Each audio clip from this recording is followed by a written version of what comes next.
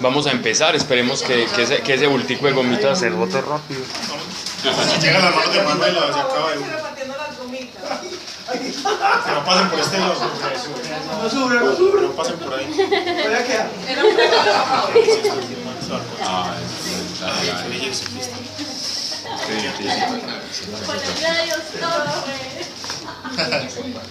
Para, no puede pasar eso. De última. Dos. Uy, Aquí hay. ¿qué es esto? Claro. No, yo le digo la última. No. Ahí queda la última.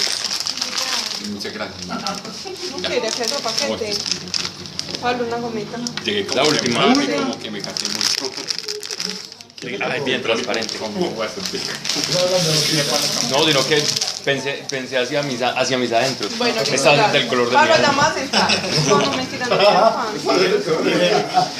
Que mi alma, que de la que es bien transparente. Listo, ya más está. Pero maluca. No me gusta, es bueno. Amarilla. Bien, vamos a empezar como siempre con una oración. Si alguien tiene alguna necesidad, aprovechemos este espacio que el Espíritu está acá y está atento y solícito a nuestras necesidades. Padre, gracias te damos por las personas que has reunido acá, porque no ha sido por mérito propio, y a pesar que pasamos tiempos agradables, Señor, acá, sabemos que solamente tú permites la búsqueda de tu palabra. Si has inquietado el corazón primero, Señor, y tú has inquietado nuestro corazón y por eso te agradecemos. Padre, que acá en esta clase, Señor, en este departir, no se diga ni una sola palabra que no sea conforme a tu voluntad, que sea doctrina de hombres o algo engañoso.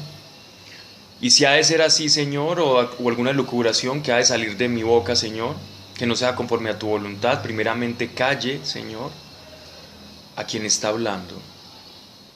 Mas si es para edificar y si es conforme a tu voluntad y a tu palabra, permita que la palabra fluya, Señor, y que esa palabra no se quede solamente en nuestra mente, sino que de nuestra mente pase a nuestro corazón y de nuestro corazón pase a obra, Señor. Y que la palabra no sea para envanecernos o como un mero conocimiento, sino que a través de ella podamos, Señor, descubrir que lo que tú dices es verdad, que tú eres eficaz, que tú lo que prometes cumples. Y eso es lo que queremos, Señor. Gracias porque nosotros sabemos ahora que tu palabra no se hizo para estudiarla, sino para vivirla. Y es en este sentido en el que nosotros te pedimos ahora, Señor, si hay alguien con necesidad aquí, en este lugar, hoy te pedimos, aprovechando que estás aquí, Señor, en el nombre de tu Hijo Jesucristo, que intervengas en cada situación, en cada corazón, conforme a su necesidad, le sea resuelto. Amén. Y amén. Bien, estábamos estudiando la carta del apóstol Santiago. Íbamos en el capítulo 1, versículo 20. ¿Cuántos llamo en el capítulo 1? ¿Cuántas clases? Dos. Okay. ¿En quién estamos? Carta del apóstol Santiago.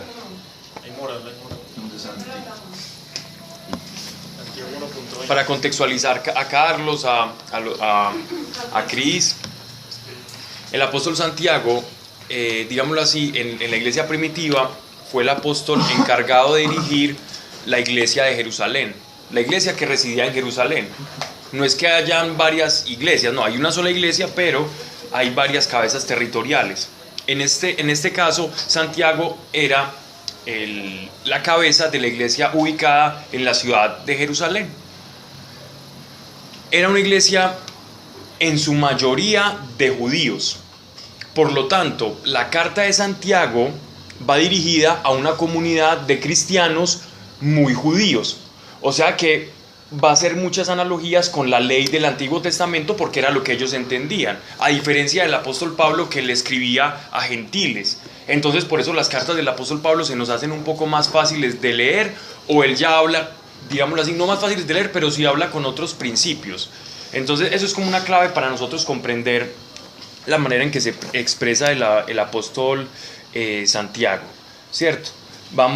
en esos momentos él está hablando, él habló de la fe, él habló de los pecados, de cómo se produce dentro del creyente algo que se llama concupiscencia y cómo nosotros cargamos con esa concupiscencia que nos lleva a pecar.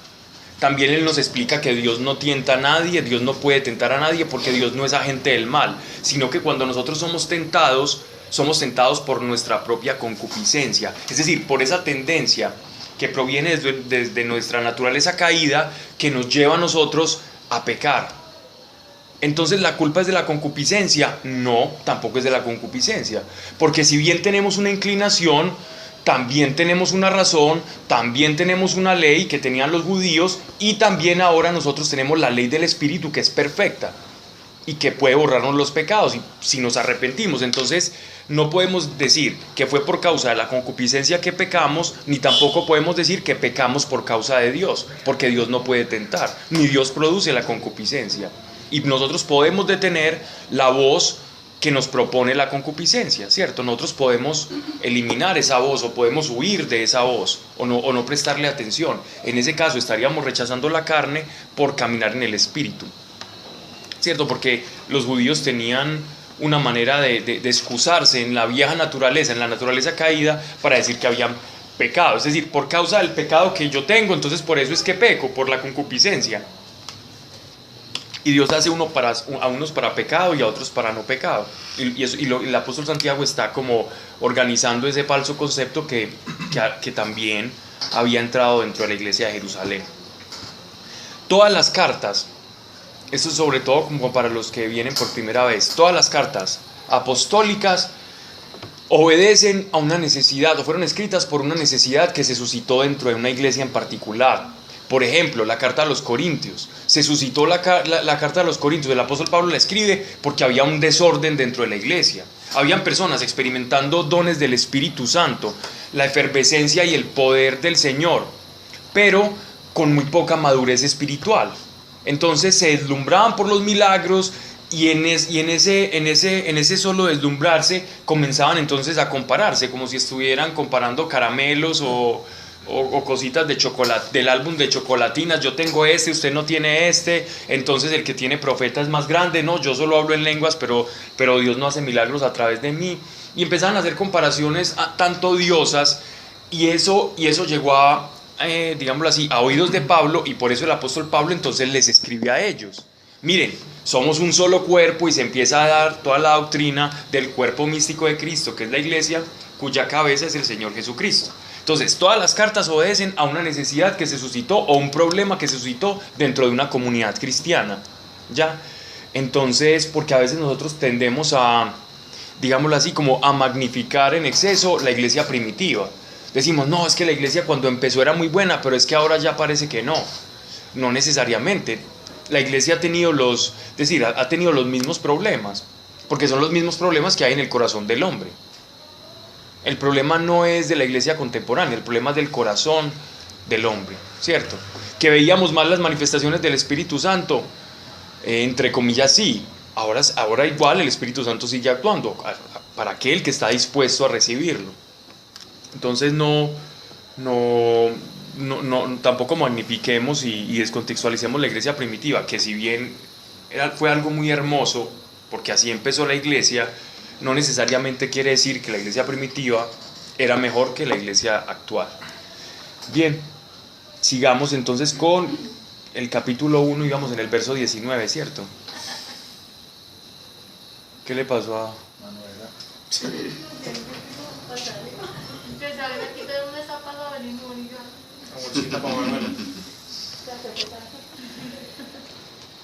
Un Dramamine. Bien. Vamos a leer, empieza así.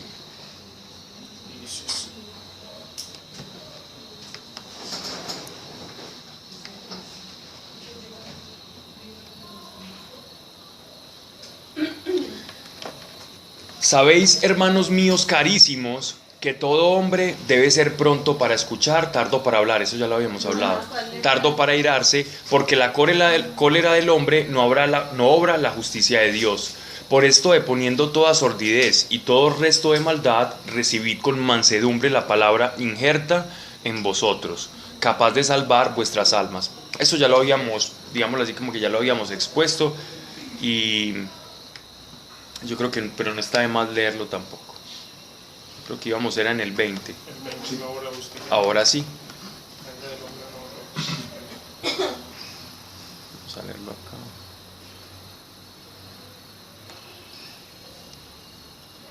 O sea, capítulo 1, versículo 22. Ese es. Terminamos en el 20, ¿no? En la justicia de la ira del hombre, no la justicia de Dios. Ah, 20, entonces 21, sí.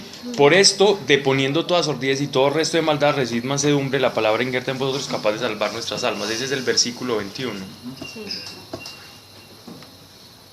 Ok, ¿qué es lo que nos está tratando de decir con esa expresión Santiago, cierto? Es como ellos veían, ¿cierto? Como judíos ellos veían que por una palabra que Abraham creyó, o sea, la palabra que Abraham creyó fue: deja tu tierra y tu parentela y ve a la tierra que yo te he de mostrar. Esos fueron todos los méritos que tuvo Abraham, ¿cierto?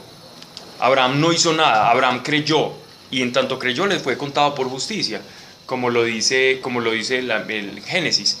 Después, y el apóstol Pablo, después de esto, todos los judíos se anexaban, digámoslo así, a la ley, creyendo en la promesa que Dios le hizo a Abraham. Yo me hago judío no solo por la circuncisión, yo me hago judío porque me adhiero a la promesa que Dios le hizo a Abraham. ¿Y cómo manifiesto yo en la carne que tengo esa promesa? ¿Cómo yo sello ese contrato? Con la circuncisión, con mi carne, representado en el órgano masculino y en mi descendencia, ¿cierto? Es decir, yo más mi descendencia vamos a estar adheridos al pacto que Dios hizo con Abraham. Por lo tanto, todas las promesas que Dios les hizo a Abraham, también nosotros vamos a ser como subsidiarios de esas promesas. Aquí lo que está diciendo el apóstol Santiago es que la palabra que Abraham creyó, nosotros también recibimos una palabra, pero esta palabra que nosotros recibimos es para salvación. La palabra que tú creíste del Evangelio lo que hace es, no como Abraham, adherirte solamente a esa promesa, sino que además de que te adhieres a la promesa de Abraham, también esa palabra produce dentro de nosotros salvación, ¿cierto? Entonces dice, mientras que a quien atentamente considera, esto es en el versículo 23, bueno, pero es de lo mismo. En esta Biblia me toca subir mucho para leer un pedacito. Dice: por esto, deponiendo toda sordidez y todo resto de maldad, recibid con mansedumbre la palabra injerta en vosotros, capaz de salvar vuestras almas. Cuando nosotros vamos a escuchar esa segunda palabra, no la de la circuncisión, sino la de la salvación, nosotros tenemos que tener una actitud en el corazón. Y es una actitud muy simple. No hay persona soberbia que llegue al Evangelio. No hay una persona soberbia que llegue al Evangelio. Es imposible que un soberbio llegue al Evangelio. ¿Por qué un soberbio no llega al Evangelio? Porque para nosotros recibir a Dios tenemos que entrar en un estado de deshacimiento, en un estado de rendición. Yo tengo que aceptar que yo estaba en rebeldía con Dios. Yo tengo que aceptar que yo no experimento a Dios en mi vida. Y por tanto, yo no experimento a Dios, entonces ahí ya hay una anulación de nosotros, hay, digámoslo así, como una aceptación de tu propia incapacidad. Cuando yo acepto mi incapacidad de acceder a eso espiritual, ahí ya estoy renunciando. Eso es un acto de humildad. No por ser judío y por ser de la circuncisión, entonces usted ya tenía derecho a la salvación. Es decir, un judío soberbio igual no podía recibir la salvación, por más judío que fuera, por más ritos exteriores que hubiese hecho, por más carneros, por más levita que fuera. Así durmiera en el mismísimo templo de Jerusalén, donde habían unos lugares donde los sacerdotes dormían. Aún hiciera todo eso y fuera soberbio, no iba a entrar al reino de los cielos. Entonces él está haciendo como esa introducción de que ustedes, por ser judíos, no es que son salvos, ¿cierto? Ustedes tienen que guardar con sencillez esa palabra de salvación, la cual les fue conferida, capaz de salvar vuestras almas. Esa palabra salva el espíritu del hombre.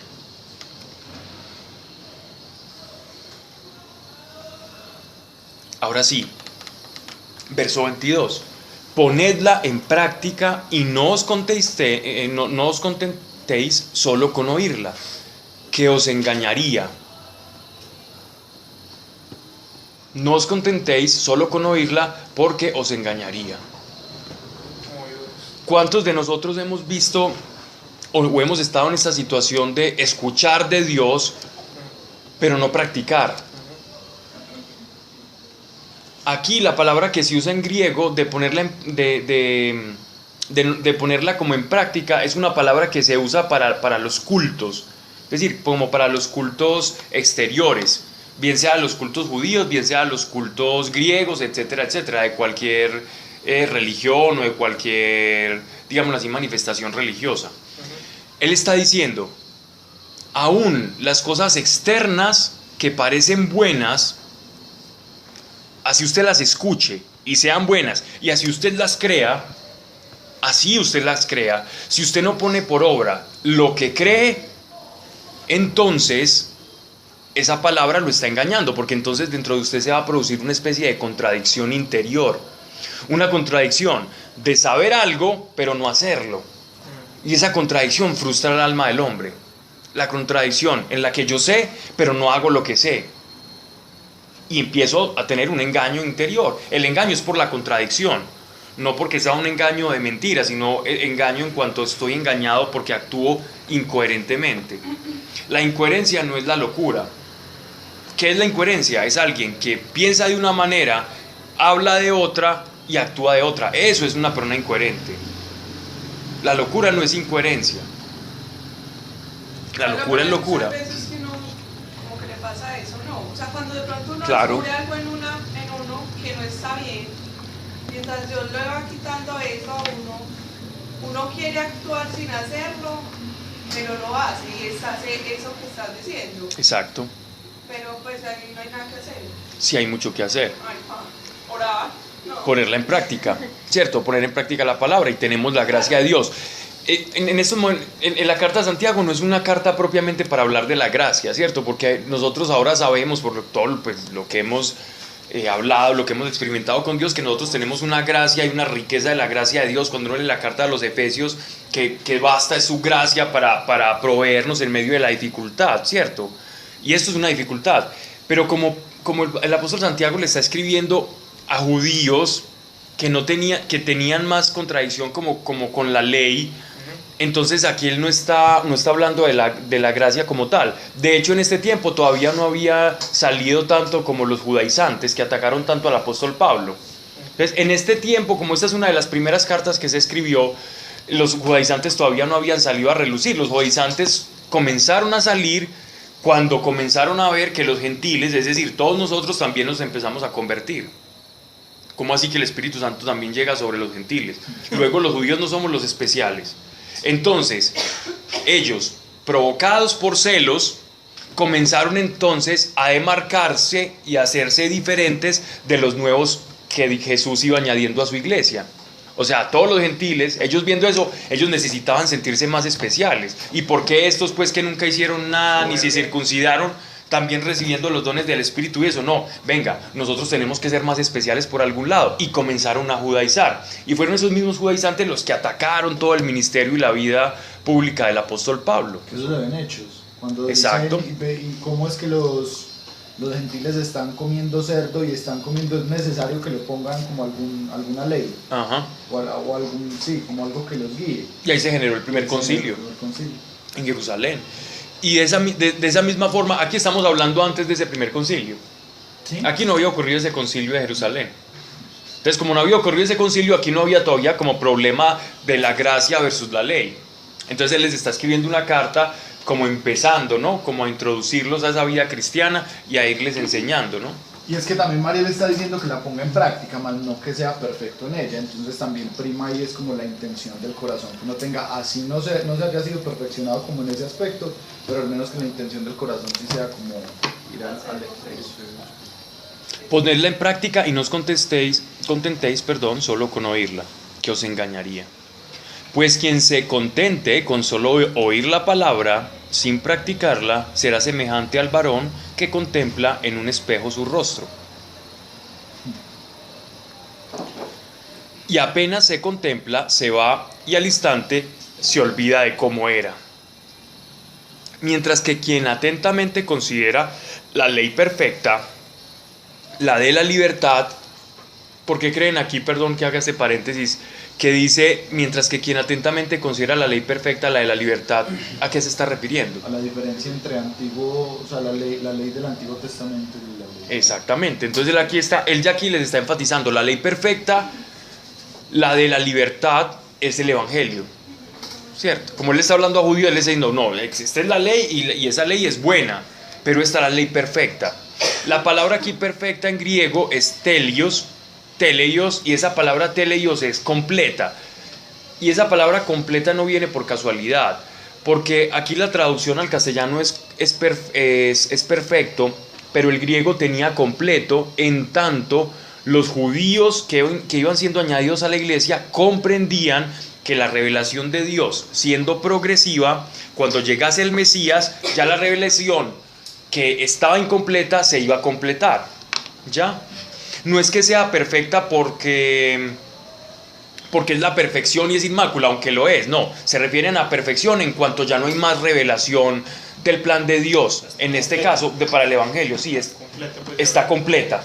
En el Mesías se completó. O sea, como diferente a lo que le pasó a los islamistas, que les llegó otra revelación como añadida paralela y dañó todo. Gracias, Sebas. Y es más, es como decir, los judíos llegaron hasta quinto de primaria y era bueno, y es bueno, y aprendieron hasta quinto de primaria, pero necesitaban cursar todo primaria y bachillerato, y digamos que cuando terminen el bachillerato ya terminaron, digámoslo así, sus estudios completos. ¿Ya? A eso se refiere, como una especie de un creciendo en el tiempo. Mira la carita de María. Mientras que quien... Eso del espejo no lo... Sí, ya lo vamos a hablar. Mientras que quien atentamente considera la ley perfecta, la de la libertad, ajustándose a ella, no como oyente olvidadizo, sino como cumplidor, este será bienaventurado por sus obras. Anteriormente, aquí no estamos hablando de los espejos como los concebimos ahora. En este tiempo los espejos eran bronce, ¿cierto? Pulido. Entonces lo pulían y quedaba tan bien que ellos podían verse, ¿cierto? Y así se maquillaban y hacían pues tantas cosas. Sí.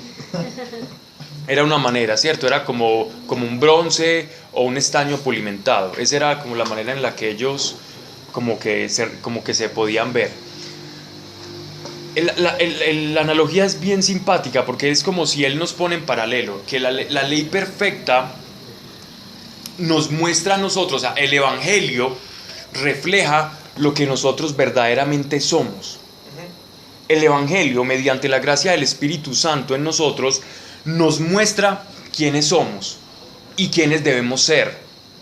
Porque como tenemos una concupiscencia, tenemos una inclinación hacia el mal, necesitamos ese espejo que nos muestre a nosotros qué es lo que está mal en nosotros, a qué le debemos decir que no. Entonces él está diciendo, quien se mira al espejo es como quien oye la palabra, quien se mira al espejo y se ve y se va rápidamente y no se detalla bien, es como aquel que se mira en un espejo y es olvidadizo, es decir, como el que llegando al Evangelio y escuchando la palabra se ve a sí mismo por un rato, pero después pierde rápidamente la concentración, la inquietud por la palabra y se fue y no pudo desarrollar el carácter de Cristo dentro de sí. Vuelve a lo mismo y no produce obras. Pablo, Aquí Martín Lutero. una pregunta que posiblemente debes de haber dicho. ¿La concupiscencia fue dada después del pecado original? Exacto. Okay. O sea, A partir de ahí empezó la concupiscencia. Entonces el Evangelio es solo los cuatro, los que escribieron Mateo, Marcos, Lucas y Juan. Ajá. Cuando tú dices Evangelio, incluye también las cartas, los No. hechos. Bueno, cuando hay... Ok. Lo que pasa es que a los evangelios se les llama evangelios porque era la buena noticia de la vida de Jesús narrada, ¿cierto? Pero el evangelio como tal, ¿qué es el evangelio? El Evangelio es que Cristo murió por nuestros pecados, que resucitó al tercer día y que nosotros creyendo en el Mesías esperado íbamos a recibir el Espíritu Santo. Y por recibir el Espíritu Santo nos hacemos hijos de Dios y heraldos de esas buenas noticias, porque Evangelio significa Evangelium, buenas noticias.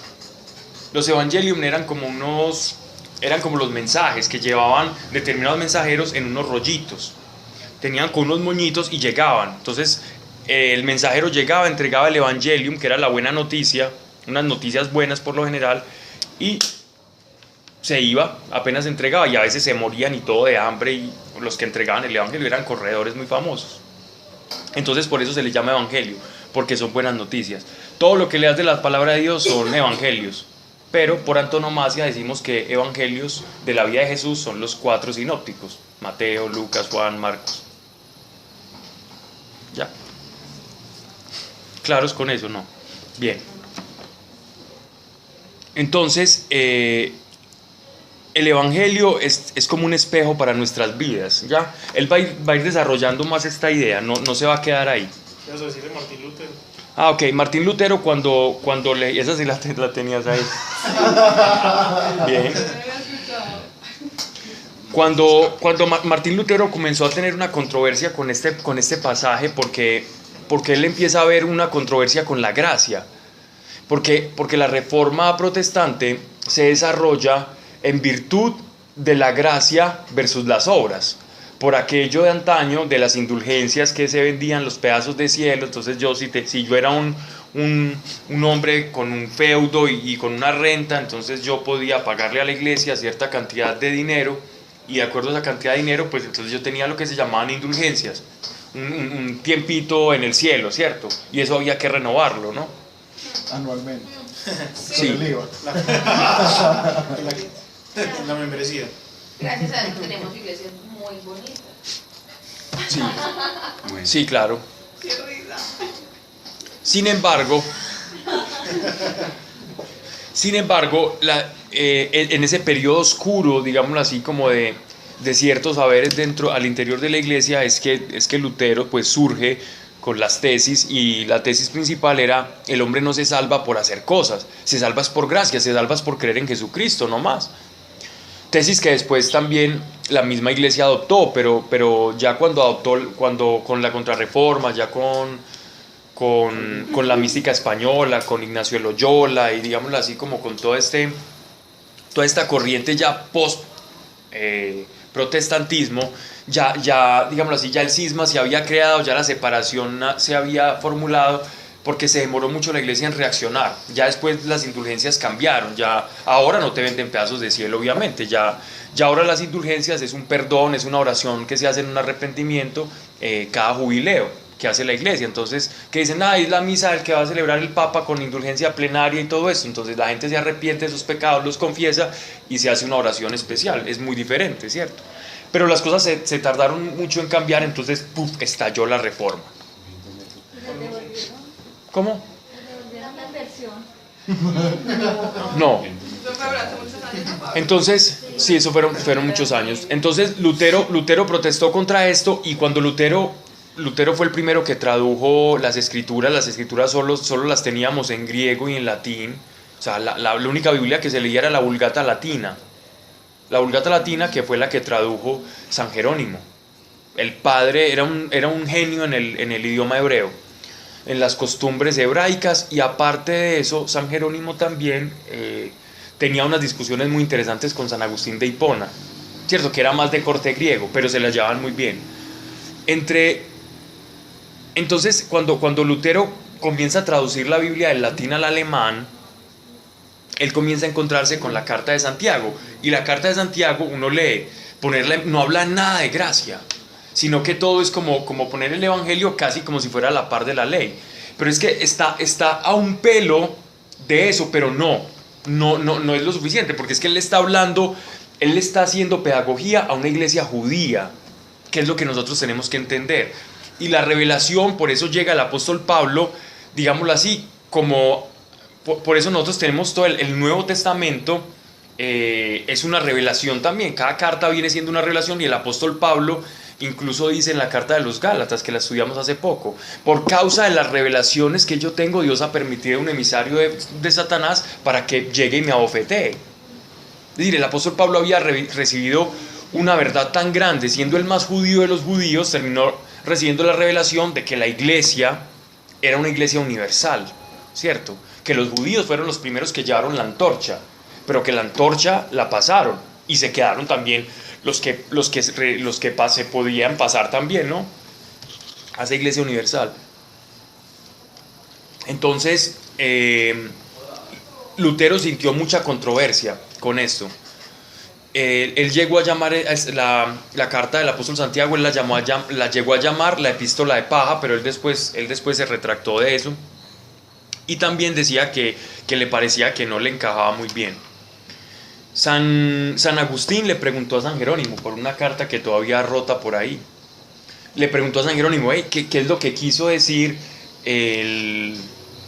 Santiago en esta parte? Y San Jerónimo le contesta de una manera muy bella, hablándole de la gracia, que en esos momentos Santiago no, digámoslo así, no había desarrollado todo ese concepto de la gracia que el apóstol Pablo sí había desarrollado, digámoslo así, en su relación con Dios, y que él le estaba enseñando a judíos en ese momento, y que ellos fueron creciendo en esa revelación, como todos nosotros vamos creciendo en la revelación. Y así lo fue comprendiendo la iglesia a lo largo del tiempo, ¿verdad? El evangelio no es una ley como tal, ¿cierto?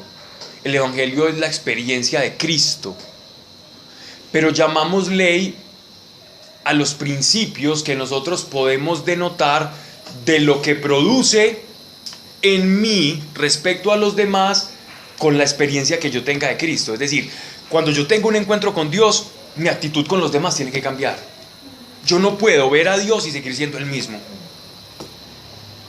No es que yo vea a Dios y después me voy a estudiar unos libritos para ver cómo comportarme, es todo lo contrario. Es, en tanto yo toqué a Dios, en tanto Dios tocó mi vida y Cristo llegó a mi corazón, algo comienza a cambiar dentro de mí. Y yo me voy ajustando a esa palabra, ¿cierto? A esa palabra que el Espíritu Santo va inspirando, y para eso también dejo la revelación, para que sigamos viendo el espejo. Pero no es un espejo en el cual no pueda pasar nada, porque la ley, por si él le llama al evangelio la ley perfecta, es porque hay una ley que es imperfecta. La ley de Moisés es imperfecta, en tanto, no es imperfecta porque sea mala, es imperfecta porque no te salva. Los judíos no se podían salvar, ellos necesitaban un salvador, necesitaban al Mesías. Por eso se llama ley imperfecta, no porque sea mala. Pablo, Es por la ineficacia para la salvación. Porque en alguna iglesia pues, no se hace como énfasis en la salvación por la gracia, pues por medio de la fe.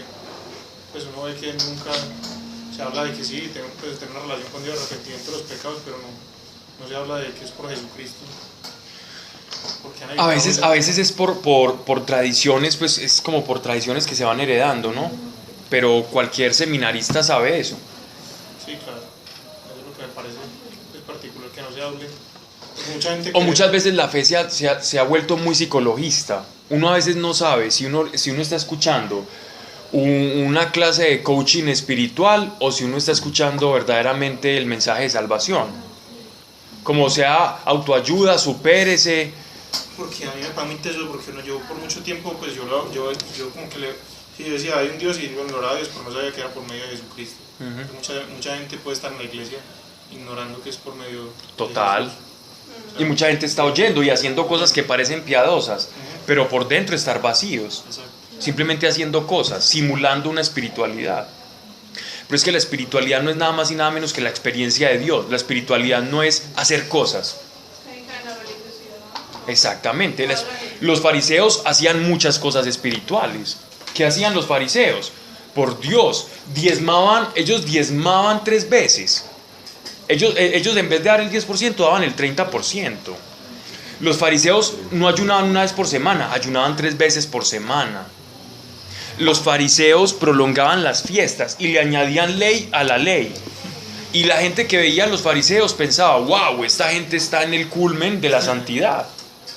Pero Jesús revela sus corazones y les dice, sepulcros blanqueados son. Porque ¿qué es un sepulcro blanqueado? Es decir, su espíritu está muerto. Por dentro, sí, ustedes tienen un mausoleo, una cosa ahí muy bonita, un sepulcro tan bonito que se ven, pero por dentro cargan un muerto porque no tienen vida eterna. Cuando le cita el profeta Isaías, Claro. los labios proclaman mi nombre, pero su corazón está lejos de mí. Eso es. Eso es lo que está diciendo acá. Okay. Ok.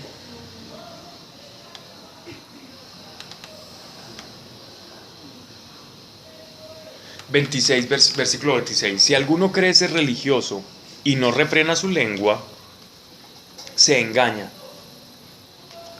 Esta palabra religioso yo no la traduciría de esta forma.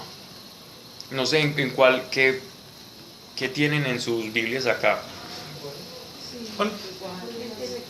Algunos de religión. Religioso. Es que aquí la palabra religión en verdad sí, es culto.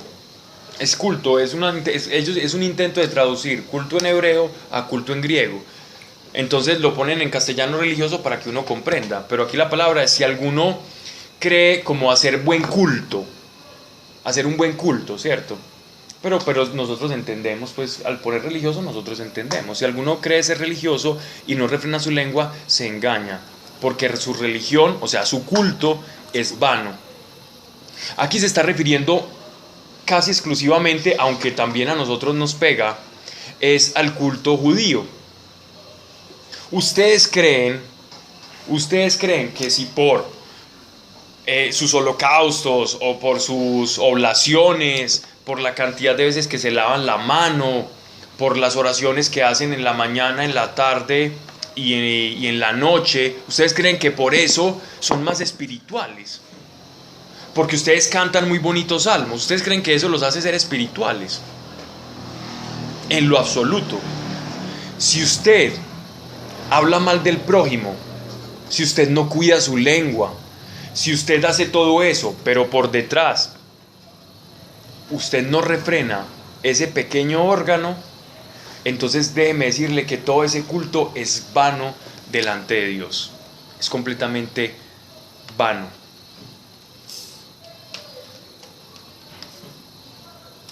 ¿A quién le ha pasado eso? A nadie, Pablo. Pablo. ¿A usted?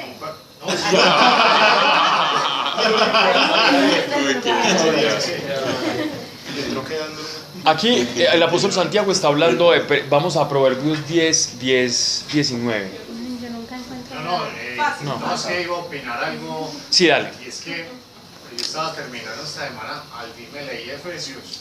Y hay una parte muy particular porque leía, es como unas reglas de comportamiento, no sé, pues uno lo puede ver como por ese lado.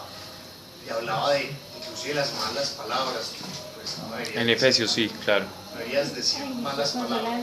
Cada vez hacía como una profundización de cómo eres vos, cómo debes comportarte. Entonces, no sé, se va repitiendo, se va conectando muy fácil a... Claro. De hecho, porque es que incluso la misma escritura dice, Dios mismo dice, de la abundancia del corazón habla la boca. 10:19, creo, 10:19. El que mucho habla, mucho Exacto. cierra. Ajá. Si se modera sus labios, es sabio. Exacto. Entonces mire que el apóstol Santiago, el apóstol Santiago se está remitiendo a Proverbios, ¿no? Entonces él está diciendo, mire, ustedes no pueden pretender con el hablar mal. El hablar mal aquí es, este refrenar la lengua es hablar de una persona solo para hablar algo malo. Chismes. Nosotros no tenemos derecho a hablar mal de nadie. Así uno crea que sea de verdad. Ni siquiera así sea verdad, así uno crea. Porque no lo que uno cree siempre es verdad. Uno normalmente se hace como una especie de recreación de su realidad. Y uno cree que lo que uno cree es verdad. Que lo que uno piensa sobre el otro es verdad. Vivimos completamente engañados. Lo que pensamos del otro no es verdad. Dios solamente conoce el corazón del hombre. Nosotros no. Entonces, por lo general es que nosotros no pensamos ni bien, sino mal pensamos, casi siempre del otro. Lo vemos haciendo un gesto, un ruido, cualquier cosa y ya estamos empezando a elucubrar. Y elucubramos a mal. O lo despedazamos. ¿cierto? Porque uno va O hacemos juicios a priori de una persona. Y a Dios le encanta derrumbarnos todos esos juicios. Y está bien, hagámonos el juicio, porque es difícil controlar los pensamientos, pero más fácil controlar la lengua, porque el pensamiento, digamos, lo que es una acción inconsciente, consciente, inconsciente, ¿cierto? Parpadea entre lo consciente y lo inconsciente, pero la lengua sí es un acto completamente de la voluntad. Cuando yo hablo es porque ya lo pensé y lo decidí sacar, ¿no? Lo decidí sacar. No siempre. No siempre. Bueno, ya es porque ya sea un hábito demasiado el hablar. Pero uno muchas veces habla sin filtro y cuando ya después de que habló o en un ataque de rabia habla sin filtro y ya después dice, bueno, madre. Sí, por eso él nos habló primero de la ira. Mira que el apóstol Santiago en los versículos anteriores nos habló de la ira, como que él nos va tocando determinadas, digámoslo así, debilidades del alma. La primera, la ira, el enojo. La segunda, yo puedo estar enojado y hablar mal de otro, simplemente por el placer de hablar mal. Hay una motivación que está ahí en el corazón. Y recuerden la máxima que nos enseñó nuestro Señor, y es lo que tú quieres que te hagan a ti, hazlo a los demás, ¿cierto? Haz a los demás lo que tú quieres que te hagan a ti. Esa es una máxima. ¿Y quién quiere que hablen mal de uno y más sin razón? Nadie quiere eso. Entonces hablemos bien. Y de la misma manera Dios va a hablar bien de nosotros cuando estemos en el juicio. Así es. No, eso está claro, pero cuando uno se le chipotea en esas oraciones sin filtro, Porque hay algo ahí. entonces ahí Pero- es un pecado intencional. Sí. Sí. Pero Porque que es Dios igual- va a ir trabajando en vos. Por eso hay que orar tanto por Hay algo que eso. genera. Lo que este pasa es que a veces se nos vuelve tan... Mira la carita que hace. A veces se nos vuelve tanto el hábito de mal hablar que ya se cauteriza y se vuelve inconsciente.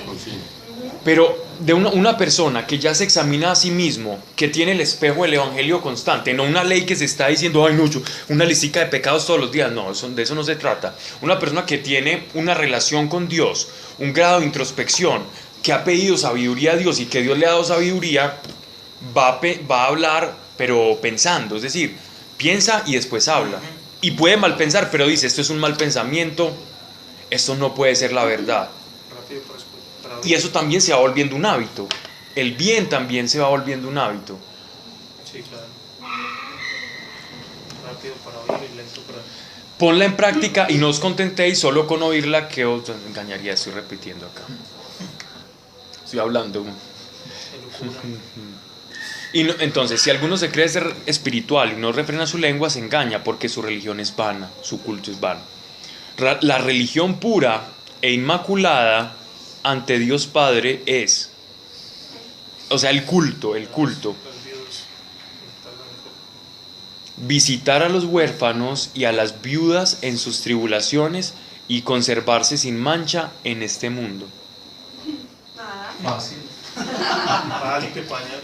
Fácil.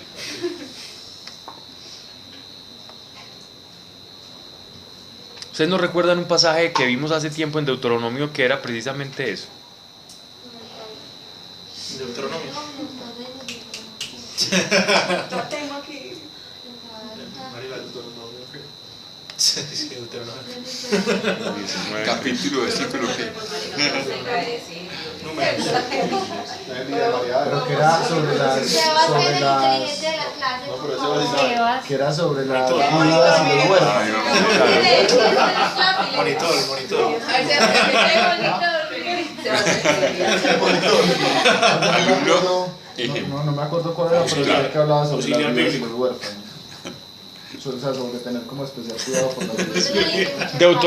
Deuteronomio, Isaías, Malaquías, Jeremías, todos hablan lo que está hablando aquí el apóstol Santiago. El verdadero culto a Dios es la pureza de intención del corazón, es el amor al prójimo. Isaías cuando habla sobre el ayuno. También el verdadero ayuno es lo mismo. Estoy cansado de los cebos y de las cosas que ustedes me ofrecen. No sé hasta. Vayan y atiendan a las viudas, a los desvalidos. Porque. Atiendan. no, vean que apoyo. Este dígalo. Se puso los blanqueos. Sale así un juguito. Haga hágale. Auxiliar bíblico ahí. Ah, no te apenas cayó. Auxiliar bíblico. Ahí está. Por eso se levanta y le pone toda la cosa. Subdirector bíblico. Vale, Subdirector bíblico. Subdirector. Subámosle, cabrón. Vamos al rango. entonces, ¿qué es ser espiritual? Amar. Ah, sí. El espiritual es el que ama, no el que hace cosas que parecen espirituales. Es simple, la ecuación es muy simple. Ser espiritual es amar. Si yo amo y hago cosas que parecen espirituales, pues es lo ideal. Yo cambio. Sí, pero es que me queda rayando con el otro lado que siempre hemos dicho, mejor, que siempre he pensado yo del lado de la nueva era y todo el cuento, que esa es su historia. Ame, no importa nada más. Ah, pero es que es amar dentro, Claro. es amar Cristo. dentro de los parámetros de Dios, De no Cristo. amar a la manera del mundo, sino Cristo. amar a la Dentro de los manera de parámetros Dios. de Dios. Hola. Cristo. Amar. Y hay Cristo. una Porque si no, cosa entonces clave. volvemos al cuento del que es espiritual, es amor. En Cristo Jesús, pero Y hay Pero una es que, cosa no, clave. pero es Que que, Cristo pero es que, produzca ese Claudia, amor. acordate que el mundo Que tiene un Cristo, concepto Cristo. de amor totalmente errado. ¿Cómo? Eso iba a decir yo.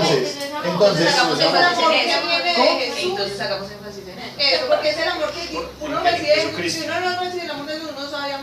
Uno tiene un amor egoísta, celoso, no sé Exacto. Entonces qué. hagamos énfasis Pero en eso. cuando uno recibe el amor de Jesús, empieza a amar. Me encanta tu preocupación, Pero es que Clau. el espiritual es el espíritu. Estamos El cuidando, hay que cuidar el espiritual evangelio. De hecho, es amor en Cristo. Sin embargo, estamos hablando como estamos desfragmentando, Claudia, como estamos desfragmentando párrafo por párrafo, estamos, porque ahorita viene como la respuesta a lo tuyo, porque ya empieza, bueno, muéstrame tus obras sin fe, ¿cierto? Usted puede tener obras que parecen de amor, pero si usted no tiene fe, no, esas obras son muertas, así parezcan muy bonitas. También a la inversa Él nos va a hablar. Él nos va a hablar como la fe y las obras. Las obras son las obras de Cáritas, de amor, ¿cierto? Los estoicos, por ejemplo. Los estoicos eran un movimiento filosófico que se preocupaban por procurar el bien a todo el mundo.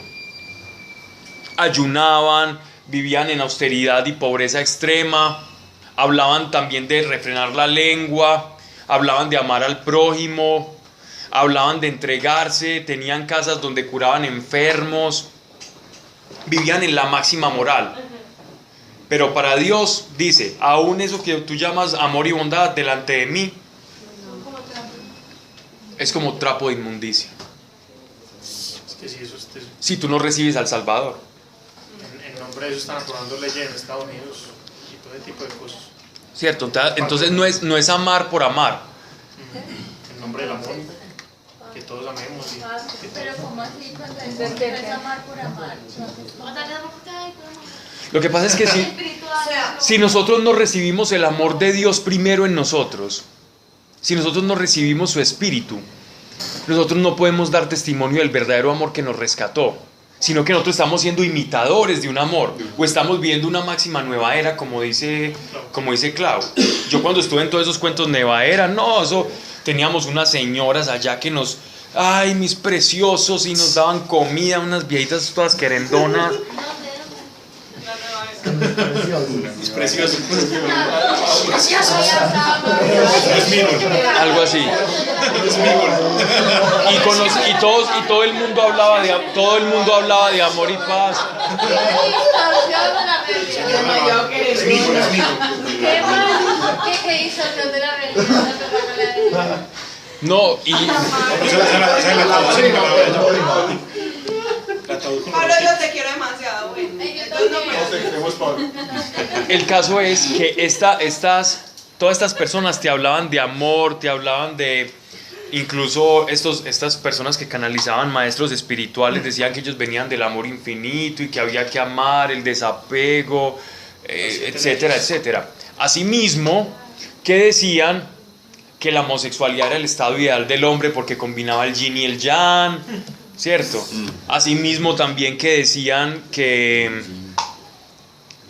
no existían demonios, sino que existían bebés espirituales, que el mal no existía, que existía involución y evolución espiritual. Entonces, si ves cómo eso no puede ser amor. Eso es una emulación del amor. Pero el amor de Dios siempre va acompañado de justicia y de verdad. El yin y el yang, como el anillo. Sí, claro, entonces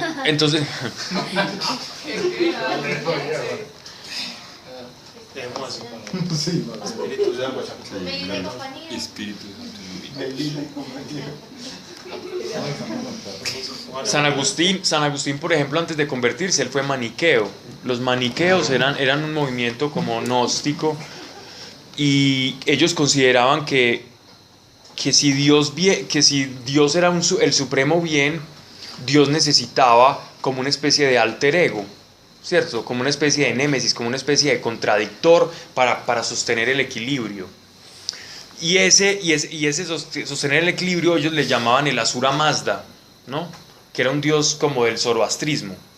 No, Pablo, no. Me estás viendo demasiado, pues. Me estás viendo demasiado. ¿Qué es eso? Que Asura Mazda, ahí llegué. Pablo, yo llegué hasta Dios. Yo llegué a 3 palabras que no entendí ninguna. Ok. Ahí una Asura Maniqueísmo, movimiento en el cual se cree que Dios necesita ser malo y bueno para tener un equilibrio en el universo.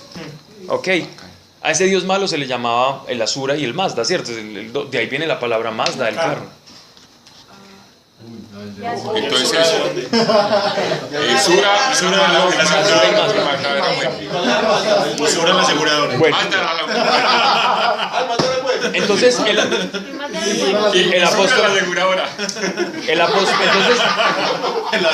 apóstol San Agustín de Hipona, él fue maniqueo y él tenía esa concepción, hasta que él cuenta que él entró a una capilla y él era vicioso, pero también hablaba de amor y todo eso y la libertad. Y él y era un hombre muy inteligente, y él cuenta en sus Confesiones de San Agustín, que es un libro muy clásico. Él cuenta que entró a la capilla de Milán donde estaba predicando Ambrosio, que es San Ambrosio, que era un hombre de Dios muy bueno, ¿cierto? Era un hombre de Dios muy ungido. Y él dice que él, cuando él escuchó a ese hombre predicar, es como que todo ese maniqueísmo y todo ese falso amor, habla San Agustín, como que todo eso se le derrumbó y encontró el amor de Cristo, ¿cierto? Y él dijo, y con ese amor que encontré, derrumbé el falso amor, ¿cierto? Que predicaba yo en esos días, y haciendo todo esto que hacía, y permitiéndome y dándome todas esas licencias. Pero fue por la gracia del Señor, habla San Agustín de Hipona. Pero ella ya era sacerdote. No, él era un maniqueo, él creía en todas esas cosas. Por eso Pero el maniqueo No era cristiano. por San Agustín el chorro la mamaba mucho. Sí. Casi un poco de...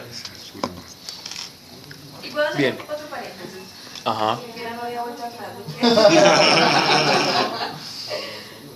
De ahí vienen los jesuitas. No, los jesuitas vienen de Ignacio de Loyola, de la Compañía de Jesús.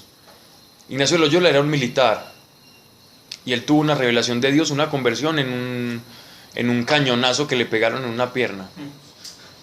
Y de ahí nacen los jesuitas.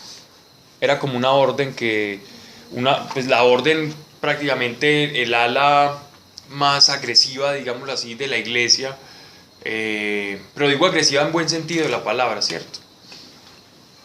Y ellos crearon las primeras universidades públicas y todo eso, pues sí, y muchos científicos jesuitas, pero a través de los jesuitas también se contaminaron mucho en los 50, 60 y 70, porque fueron desarrollando algo que se llamó la teología de la liberación, que es la teología guerrillera, pues del cura Pérez y todos ellos, que empezaron a confundir pobre de espíritu con el pobre de un barrio popular. ¿Por qué hace tanto énfasis en los huérfanos y en las viudas?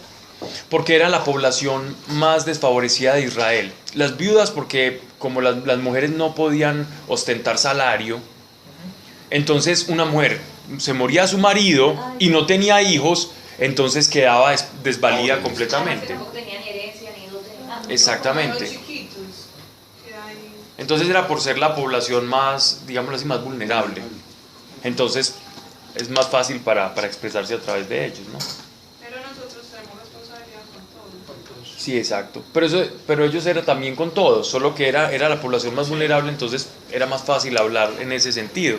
Porque el lenguaje semita, o sea, el lenguaje oriental, siempre es muy hiperbólico. Es decir, usa como lo más fuerte para poder contrastar y para que a uno le quede en el corazón. Siempre compara con cosas muy grandes y Cristo no fue la excepción. Cristo comparaba la fe con un grano de mostaza y que el grano de mostaza podía mover la montaña. Eso es puro lenguaje de rabino, de maestro oriental. Jesús era judío y como judío hablaba. Y eso es lo más bonito del Señor, ¿cierto? El Señor no vino a hablar un lenguaje diferente. Lo sencillo. Vino a hablar el lenguaje en el que nació, en la tierra que nació, como el Mesías de los judíos y el Mesías del mundo, ¿no? Bien. Eso ya fue un corchete, ¿no? Eso ya no. Bien.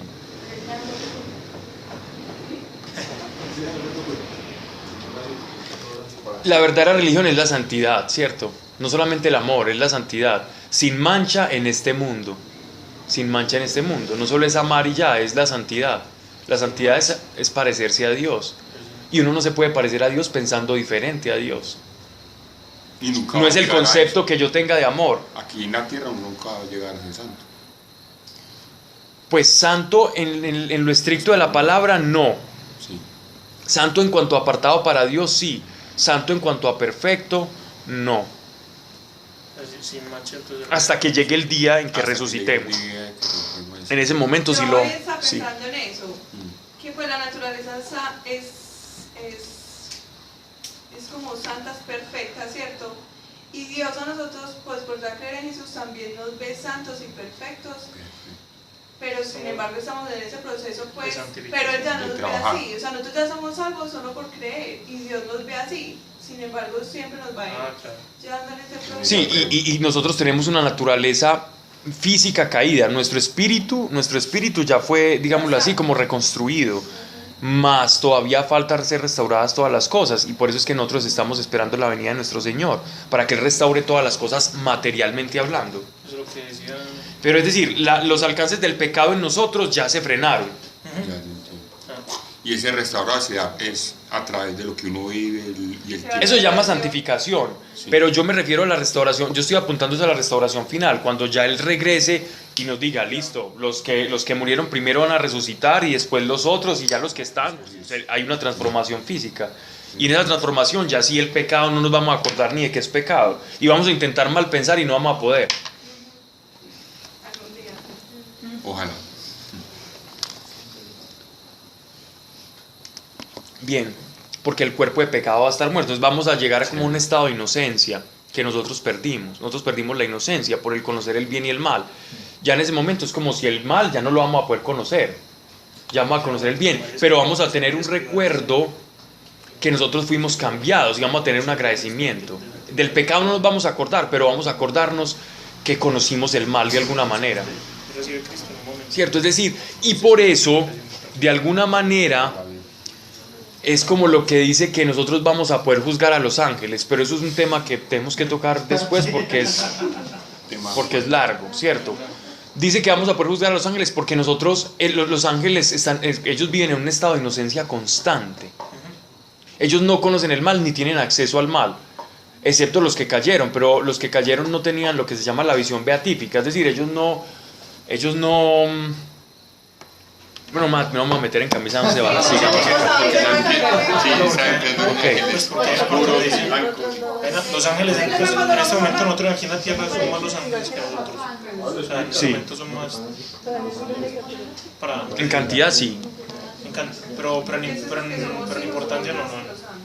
No, igual, importancia no. En poder y eso, pues obviamente. Sí. Pero el poder es porque son Porque espíritus. son espíritus.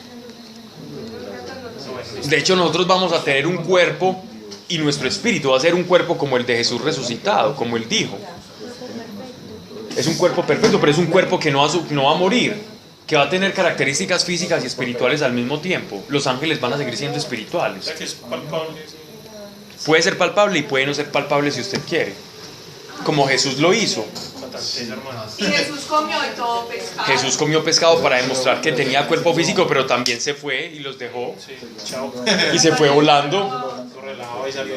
Y llegaron los ángeles y le dijeron, vea, no sé qué, mirando al cielo, que así como ustedes lo ven ir, lo están viendo irse, así también lo van a ver venir. Momentico. Vamos. Aquí. Entonces, ese es el misterio del cual, ya que estás leyendo en Efesios, cuando dice que nosotros vemos como por un lente empañado, pero un día lo vamos a conocer y vamos a ver las cosas tal cual son. Y después también dice Tesalonicenses que cuando el arcángel suene la última trompeta, entonces todo este cuerpo y toda esta corrupción va a pasar. Paulina, y en ese día vamos a ver también la miseria, o sea, todo el mundo va a ver la miseria de cada quien, o sea, lo que cometió. Yo creo que uno va a estar tan preocupado por la de uno que uno no va a mirar la del vecino. O sea, apenas le muestren eso, una pantalla ya así.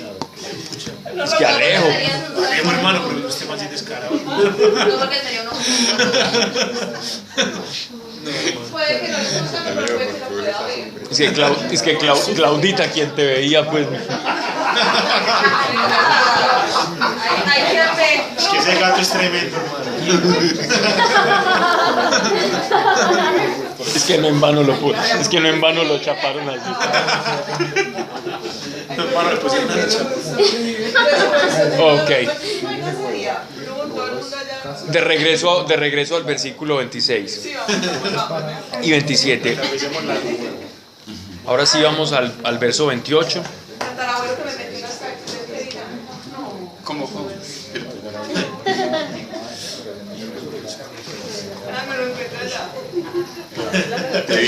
Entonces, podemos dividir, podemos fragmentar, podemos seccionar. Esta carta ya, primero, nos han explicado la miseria y el pecado del hombre. El pecado del hombre que lo lleva a uno a irarse con el prójimo, que es una manera de ofender al prójimo, a nuestro semejante, es enojándome con él. La segunda, hablando mal de él. Miren pues para que veamos la estructura de la carta y podamos más o menos como relacionarla y de una vez pensar en Santiago. Uno ya se imagina, primero él nos habló de la ira, después nos habló de la lengua, de hablar mal, y después nos va a hablar ya de juzgar, es decir, de hacer prejuicio, ¿no? O sea, todo lo contrario a ser espiritual, todo lo contrario a la verdadera religión. Estas son las obras del mundo versus las obras de la ley perfecta, que es el Evangelio.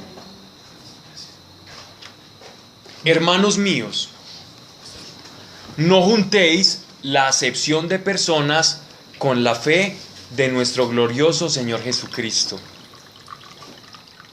¿Cómo así que no juntéis? Dentro de nuestra alma no puede coexistir el prejuicio por el otro. Acepción es el hacer preferencias por determinada circunstancia que atañe a la vida de una persona. En este caso él va a usar la más usual comparación que se hace, el rico y el pobre. No, estoy hablando enredado. Mejor dicho, él lo que está diciendo, hermano, no juzgue.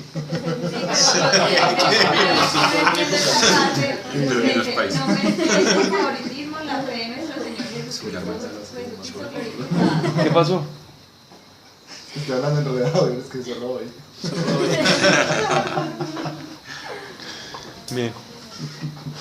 Él está diciendo, tú no puedes. ¿Qué es esto? No mezcléis con favoritismo la fe en nuestro Señor. Muy fácil, mira.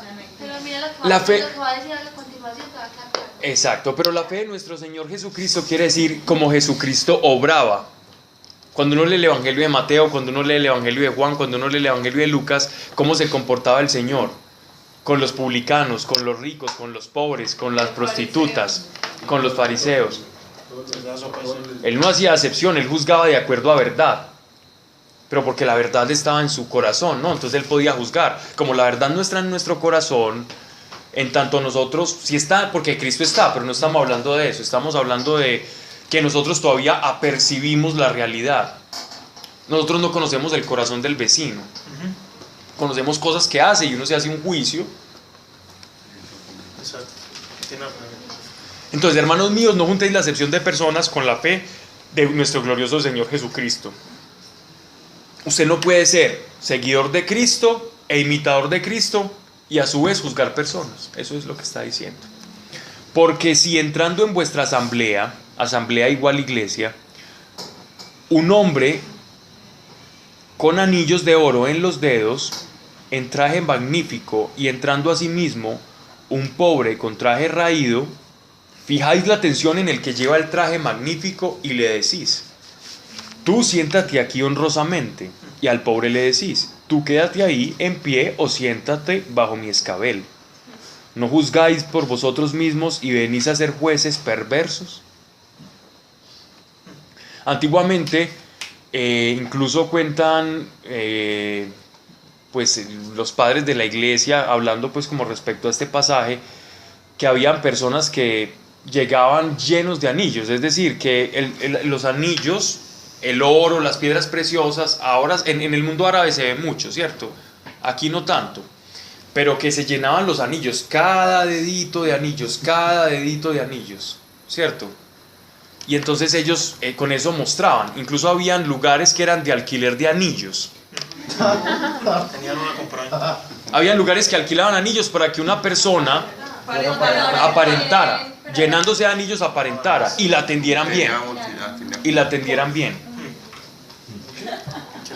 Entonces él no está usando como una cosa desproporcionada, esto era muy normal en esa época, los anillos. Incluso en la iglesia, eso fue más o menos como en el año 400 después de Cristo, hubo una, ¿quién fue el que dijo esto? Es que tantos nombres. Bueno, uno de los padres de la iglesia, yo creo que eso fue antes y fue Clemente Romano.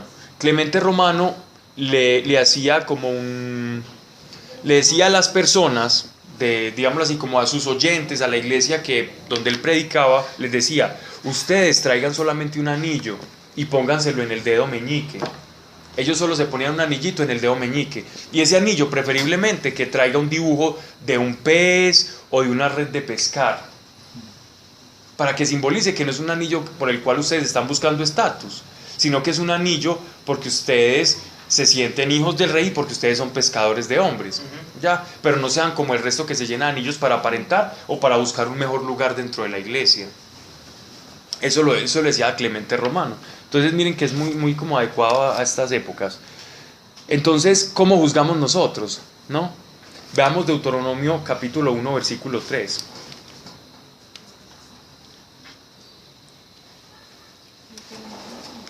Perdón, no vamos a leer ese. Me equivoco, no lean ese. Ese tiene que ver con la ley. No.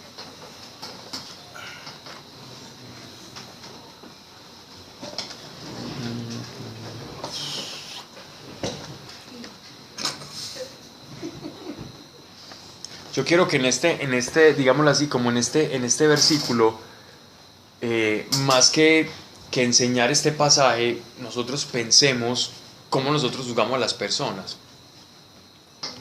por su apariencia. Yo conocí el caso de un hombre. Eso nos pasa a todos. Uno trata a una persona de acuerdo al estatus que ostenta. Qué pesar. Estatus prelato. Así es. Y Jesús no era así. Y nosotros, ¿a quién nos tenemos que parecer? Jesús no era así. Él trataba a todos con la misma dignidad, porque él veía el corazón. Nos veía a todos indignos. Tan bonito. Porque él sabía de cada uno. Él sabía que todos, rico o pobre, estaban iguales. Es más, si se dan cuenta, la mayoría de seguidores de Jesús, la mayoría, fueron personas muy sencillas. Recuerden el episodio que él tuvo con el hombre rico. Que le dijo, Señor, yo cumplo todos los mandamientos, ok, ve, vende todo y sígueme. Y dice después, acto seguido, que el hombre se fue muy triste en su corazón. ¿Que por qué? Que porque era muy rico. Entonces tenía mucho que perder.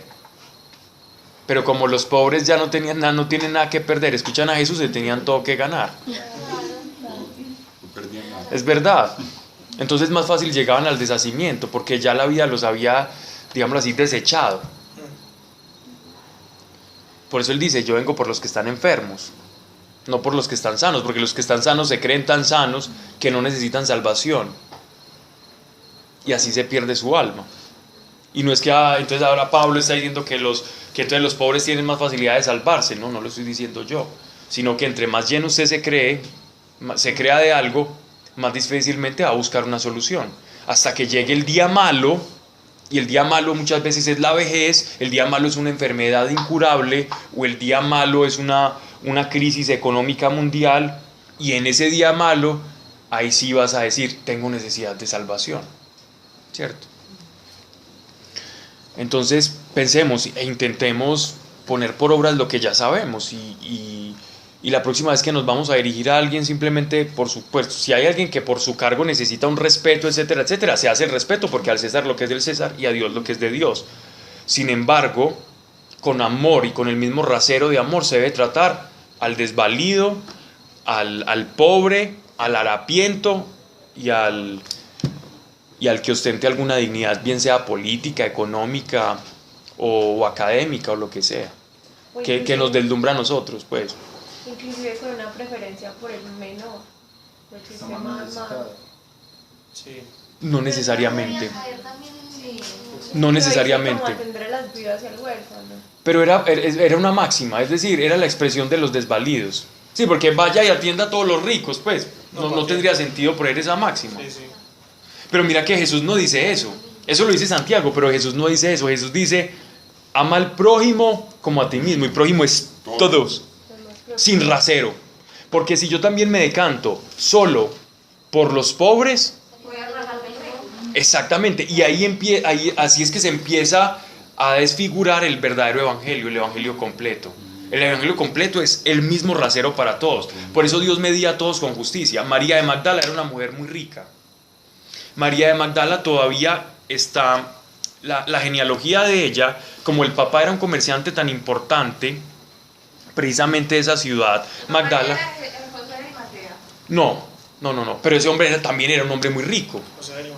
José de Arimatea era un hombre muy rico y también está en los anales romanos. Los romanos tienen registros de José de Arimatea, de algunos de los apóstoles, y también está en registro María Magdalena. María Magdalena incluso murió en lo que ahora es Francia, pero en ese tiempo era los galos. En Galicia. Es otra María Magdalena. María Magdalena. La misma que fue liberada. Sí. Lo que pasa es que supuestamente María Magdalena no es la María Magdalena prostituta. Es que la María Magdalena prostituta, eso fue un invento de la literatura y de la ficción. Tenían unos espíritus ahí, pero no era. María Magdalena fue una mujer que conoció a Jesús y en medio de haberle conocido tuvo una liberación de unos espíritus. Posiblemente tenía algunas enfermedades o algunas cosas, o epilepsia, algo que lo producían demonios, y salió, y esa mujer se volvió devota al servicio del evangelio. Ella era la hija de un hombre comerciante de telas de púrpura que pasaba por todo el circuito de la ruta de la seda, y esa mujer financiaba, junto con María de Cleofas, financiaban el ministerio de Jesús. Jesús no producía plata y decía, hágase la plata, y todos cojan, no. Jesús no, Jesús permitía, y es que ahí está, eso está en el Evangelio de Lucas, están en los capítulos del medio, y le decía, y financiaba el ministerio de las mujeres que financiaban, porque ella tomaba dinero de su padre y ayudaba a financiar, y todos iban moviendo, y por eso ellos iban de un lado para otro. Pero el hecho de que ella no tuviera plata o que no financiara no iba a impedir que Jesús caminara. Ay, Señor, no tenemos plata y ya es el tiempo de los diezmos, de los impuestos de Roma, que se pagaba por aquello de una vez al año que la gente tenía que pagar y tributar al César. Entonces Jesús le dijo, ay, bueno, vaya, saque ese pescado, ábrale la boca y ahí le va a salir una moneda. Jesús tampoco tenía problemas, ¿cierto? Igual quería hacer las cosas como... Pero tan chévere.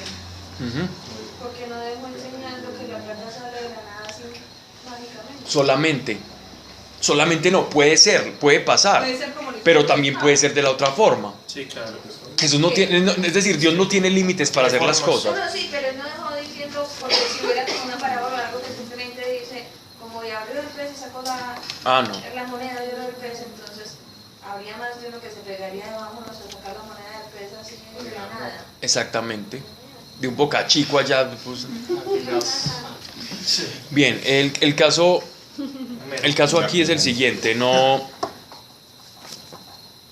nosotros no debemos juzgar, ¿cierto? No debemos juzgar a nadie, ni debemos tratar a alguien tratémoslo a todos igual, con justicia, tanto al pobre como al rico, con la misma dignidad. Si yo amo al pobre, amo al rico, porque ambos son pecadores. Uno es más desfavorecido, cree uno, pero todos sin Dios estamos muertos en nuestros delitos y pecados, con mucha plata o sin nada, es lo mismo, y todos tienen la misma deuda de amor. Ahora, entonces, ¿por qué ¿Ok? tenemos la tendencia de eso? Pues, ¿qué pasa? Porque nos dejamos deslumbrar. Por concupiscencia. Por el Y también y es el mundo, es la tendencia del mundo. La tendencia. Eso, pues, donde uno tiene un vacío le implantan eso. Pero en la iglesia se hacen otras tendencias. En la iglesia se cambia esa tendencia por amar al prójimo. Y porque el ser humano tiende a ser muy esnovista, muy de modas y como Y hacer repetir. ídolos ahí. Exactamente. Y una necesidad de agradar, que tenemos incesante, de agradar. Entonces uno dice, me va más bien agradando a este que agradando al pobre, porque el pobre no sacó nada. Es una cosa inconsciente, es un engaño inconsciente que todos nosotros tenemos. Y eso es ridículo. Usted tiene que agradar es a Dios. Ame a su hermano rico y ame a su hermano pobre. Eso es un tema Y trátelos igual. ¿Cierto? de autoestima, ¿cierto? También. También puede ser, también puede divulgarse por ese lado. Miren qué bonito es. Bueno, ¿en qué versículo vamos ya? Pero ibas a leer algo del tercero, ¿no? No, ya no. Vamos a... No, porque no era la concordancia que estaba buscando. Perdón, Marta Tatis. Ay, mira, mira todo lo pregunto y ¿Es Marta Tatis o Marta Tatiana? Sí, perfecto. Ese es el apellido. Tatis. ¿Tatis es el apellido? Sí. Ahí pensé que era el Segundo, Pensé que eras Marta Tatiana. Martita de la ¿Sí o no? Marta Tatis. Martis Tatis. Te digo Martita. Sí. Sí, Marta. Martis. Escuchad, hermanos míos carísimos, o queridísimos. 2:5, capítulo 2, verso 5. Escuchad, hermanos míos carísimos, ¿no escogió Dios a los pobres según el mundo para enriquecerlos en la fe y hacerlos herederos del reino que tiene prometido a los que le aman? Dios tomó de las personas más sencillas. Recuerden ustedes quiénes eran los de la iglesia de Corintios, ¿se acuerdan? ¿Quiénes eran? ¿Quiénes eran los que habitaban el puerto de Corintios? Eran puros borrachines, prostitutas, era como esos pueblos de carretera.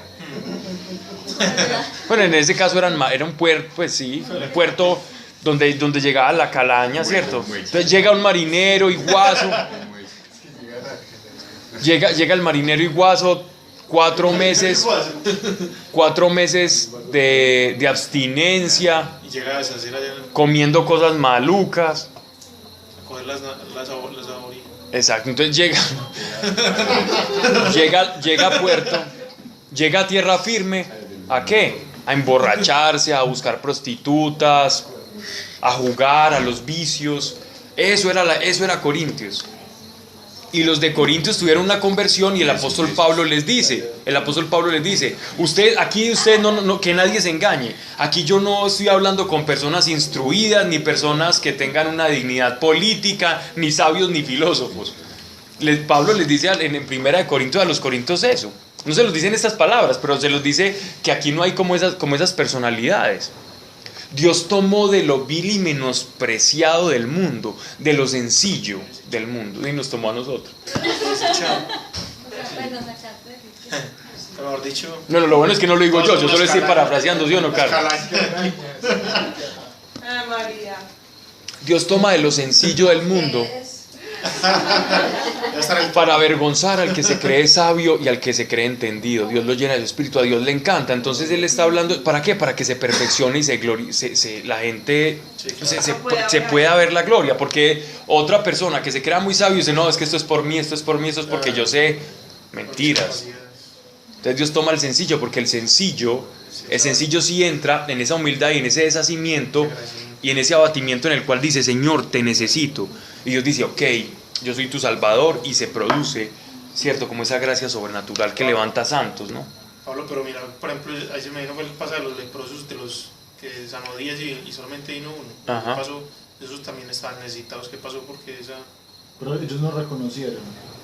No pues, pero había orgullo también en ellos. Jesús los sana y les dice, bueno, ahora como que, no recuerdo bien, pero les dice como vayan y den gracias.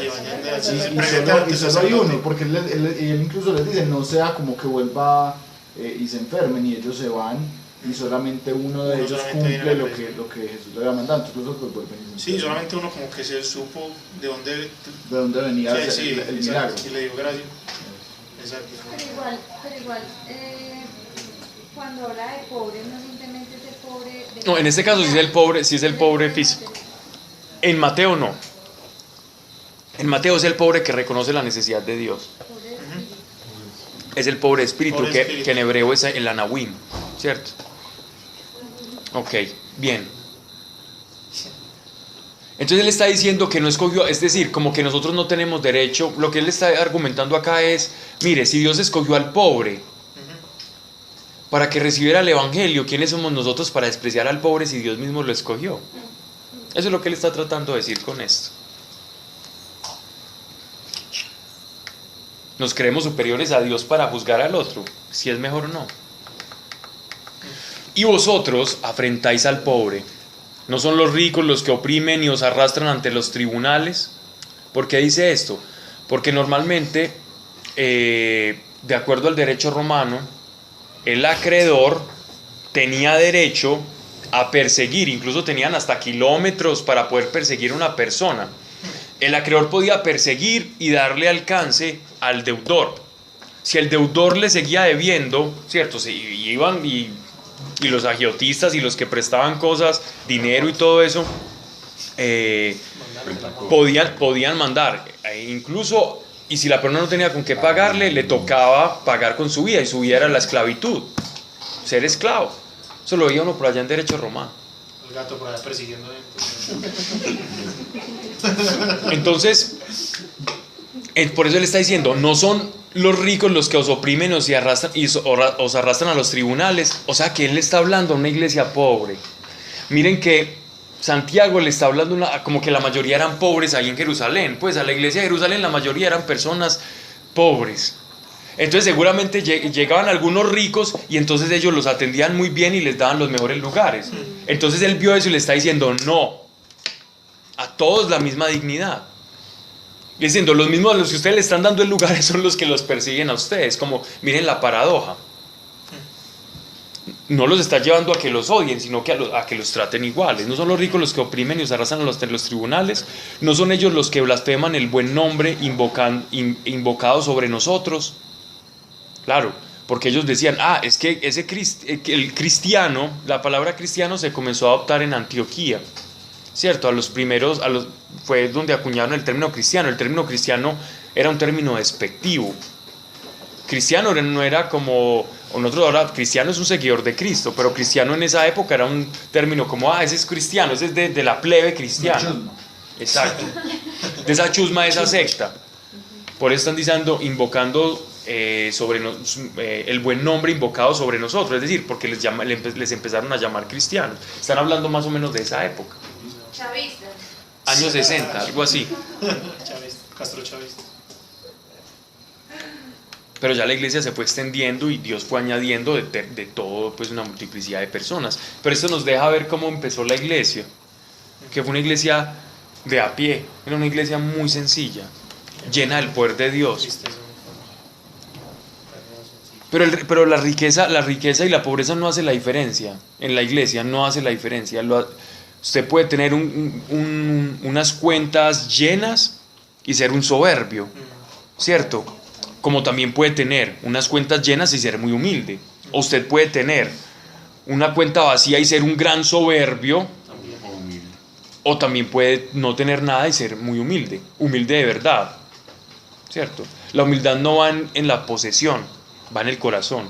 Por empezar que tantas divisiones, ¿no? Exacto. La iglesia pegada de cuál forma. Versículo 8. Si en verdad cumplís la ley regia de la Escritura, ¿cuál es la ley regia? El Espíritu. Es la ley del Espíritu. ¿Cuál es la ley del Espíritu? O la premisa fundamental del Evangelio, el principio que nos dio Jesucristo. Y nuevo mandamiento os doy. Que somos los unos a los otros. Esa es la ley regia. La ley regia a la que se refiere aquí Santiago es amarnos los unos a los otros. Esa es la ley regia. Si en verdad cumplís la ley regia de la Escritura, amarás al prójimo como a ti mismo. Bien hacéis. Pero si obráis con acepción de personas, cometéis pecado, y la ley os arguirá de transgresores. Porque quien observe toda la ley, pero quebrante un solo precepto, viene a ser reo de todos. Pues el mismo que dijo, no adulterarás, dijo también, no matarás.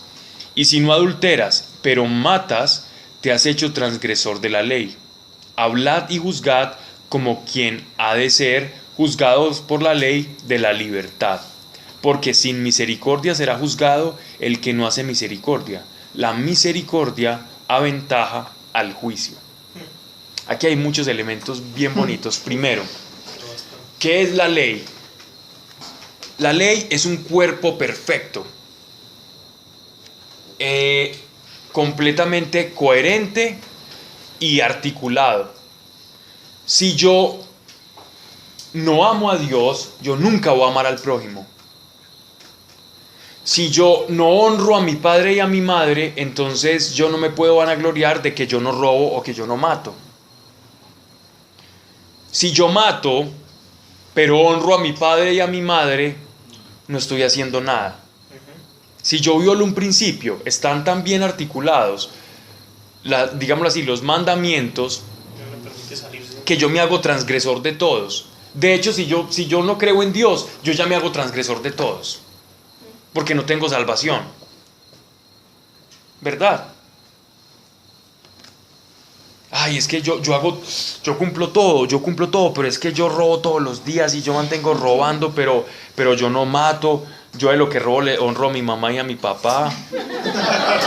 Yo oro todos los días. Yo no deseo la muerte del prójimo, yo estoy muy contenta con la mía. Pero yo robo, ya se hace transgresor de todo. Se hace transgresor de todo. Este panorama es terrible, ¿cierto? Es terrible. Pero miren lo que él dice, para que no sea horrible, porque nosotros estamos en la gracia. Pero miren lo que dice. Hablad y juzgad como quienes han de ser juzgados por la ley de la libertad. Bajo el mismo rasero que Jesús nos miró a nosotros, nosotros debemos mirar al prójimo, porque la misericordia aventaja el juicio. ¿Qué quiere decir esa expresión, la misericordia aventaja el juicio? Que la ley del amor que pesa sobre nosotros, es decir, la regia ley, amar al prójimo, nos va a librar a nosotros del juicio de Dios. ¿Del juicio de Dios? En lo absoluto. Mira, al contrario, es decir, es lo que está diciendo, si tú pones en práctica tu fe, por eso Lutero se metió aquí en camisa de 11 varas, no en balde pues se metió en eso. Pero eso era como lo que decía Romanos Pablo, ¿no? De que el que vive por la ley será juzgado por la ley. Exacto. El que vive por la gracia, entonces por la gracia. Exacto. Pero yo no puedo decir que estoy bajo la gracia y estoy pecando todo el tiempo.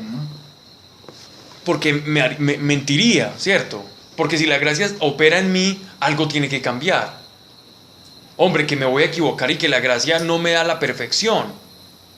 Y que voy a seguir. Exacto. Y después del arrepentimiento viene un cambio. Y después del cambio, listo. Y si embarré de algo que yo ya me había arrepentido, que eso suele suceder. Vuelvo y me arrepiento. Sigue luchando. Pero no me arrepiento como un deporte, me arrepiento porque lo siento la ofensa hacia Dios. Sí, claro.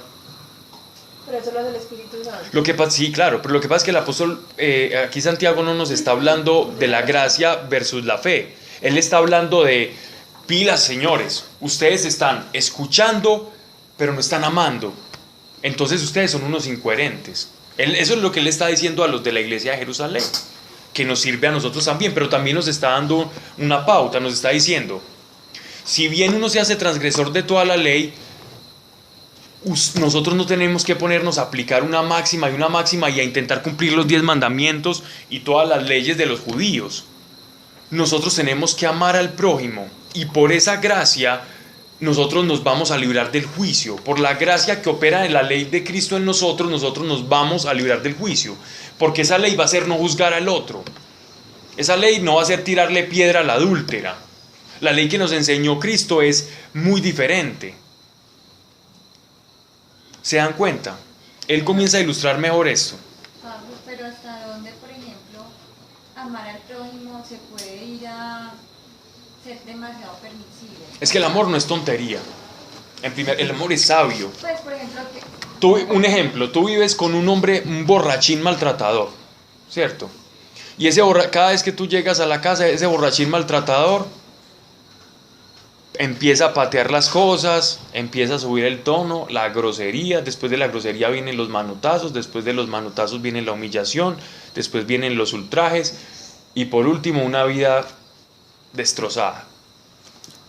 ¿Cómo amar a una persona así, cierto? Si yo convivo con ella y es mi pareja. Amarlo es perdonarlo, ¿cierto? Amarlo no es querer estar todo el tiempo con él. Jesucristo amaba a los pecadores, pero Jesucristo no se iba a abrazar a los fariseos y les decía raza de víboras, ¿cierto? Él no se iba a abrazarlos y a darles besos y a decirles soy infinito amor y los amo. Él manifestaba su amor a través de las obras y decía, quien escucha mi palabra, venga, quien quiera tomar, venga y beba. Porque el amor es digno. El amor no te lleva a perder tu dignidad. ¿Cierto? Entonces, ¿qué hace una persona en ese caso, que es un ejemplo ya muy extremo? Esa persona lo ama, lo perdona y se aleja, porque es digno. El amor no es tonto. ¿Sí te das cuenta? Pero eso, o sea, eso es muy charro porque eso es como que corresponde, o sea, ¿cómo se le dice a eso? O sea, que... Es recíproco. Eso, sí, porque no sé, pues, dentro de lo que, pues, de las vivencias, no es lo mismo, de pronto las personas que están en el mundo, ¿cómo se le dice a eso? Idolatrando, ¿cómo se le dice? Exagerando el tema del amor, pues un amor del mundo que es un amor como el viento, como una hoja de papel que en un momento dado hoy estoy en un estado de felicidad. Nada más engañoso que el corazón del hombre, dice. Eso, bueno. Y pues llega un momento donde pues, se siente la diferencia, pues, se siente la diferencia enorme, pues. Entonces, no sé, pues lo veo yo como por ese lado, tiene que ser ese estilo. Yo creo que la vez pasada vino una niña, no me acuerdo, fue Candy. ¿Mi primita? Sí, ella. No, eso, no tuve como la oportunidad como de comentarle ese tema, pues, ese es el amor. Otra vez la palabra, no lo recuerdo, sí, hace como ese tipo de referencia. porque en Corintios dice, o sea, características del amor. Segunda de Corintios, no se envanece, todo lo soporta, todo lo espera, no busca lo suyo. ¿Hasta qué punto? Porque entonces ahí dónde va la fe. ¿Qué pasa? Pero es que el que usted se aleje no es falta de fe. Ahora, en un caso extremo como esto, es que mira que aquí están hablando de... Yo estoy usando un extremo para poder contrastar una verdad, ¿cierto? Estoy usando como hablaban los semitas. Sí, Pablo, pero yo tengo un caso de una vieja que le pasó y supuestamente el man era de Dios cuando se casaron y resultó que no era y le pegó, le de todo y la vieja se quedó orando y Dios lo convirtió. Pero yo no puedo usar digámoslo así, mi experiencia personal para imponérsela a los demás, como si fuera la fórmula. No, yo sé, pero... Yo conozco también el caso del esposo que su esposa se chavetó y se dedicó a la prostitución y él se fue a orar, pero se fue aparte y la dejó. Y él no se contaminó. Él dijo, te amo y te perdono, pero yo me voy. Y ella después regresó. Entonces... Alejarse también está, pues... Sí, no está mal, es que lo importante es lo que hay acá. La materialidad a Dios le importa muy poco. Digo, la materialidad es, estés cerca o estés lejos, eso no va a importar. Lo importante es lo que hay en tu corazón. Porque es que lo que uno se lleva allá es lo que hay acá. Uno no se lleva si estuvo orando cerquita o estuvo orando lejos. Eso no cambia para nada la situación. Incluso orando cerca puede cambiar la situación que te dé un golpe. Pero es que él se retiró a orar, pero él se retiró pues no para conseguirse otra, de orar por él. Exacto. Él conservó la actitud correcta en su corazón. El amor. El amor. O sea, es que solamente Todo le espera. que no podía, y ya como no, pues se parece todo. Todos los No. ¿Cómo es que? Y todo lo Bueno, se pueden pegar desde eso. todo lo excusa. Pero lo Claro, le excusa. perdonó. La palabra excusar ahí es perdonar. Ah, ¿Por qué? Porque Dios nos perdonó. Recuerden ustedes, esto me lo han escuchado mucho, pero algunas personas no. ¿Por qué la falta de perdón y la soberbia son las dos cosas que no nos permiten a nosotros? De hecho, la falta de perdón es soberbia. No nos permiten a nosotros tener una experiencia con el Espíritu Santo. Yo he visto personas que son muy buenas en su vida con todas las personas, pero los ofendieron y de verdad con una ofensa que uno se la piensa y uno dice, esto sí que es una ofensa, y se la pasan resentidos con una sola persona en la vida y con el resto, y en su vida son unas personas íntegras. Y que uno le ruega a Dios y le dice, Señor, pero esta persona, ¿por qué no llega al Evangelio casi que es mejor que los que hablan del Evangelio? Y entonces, una vez el Señor me mostró lo terrible que es la falta de perdón para Él. Y la situación es que cuando yo no perdono, yo me hago superior a Dios. Cuando yo no perdono, yo estoy diciendo que yo soy superior a Dios. Porque Dios, siendo perfecto, se rebajó y nos perdonó. ¿Quiénes somos nosotros siendo imperfectos para no perdonar? Si Él, siendo perfecto, lo hace.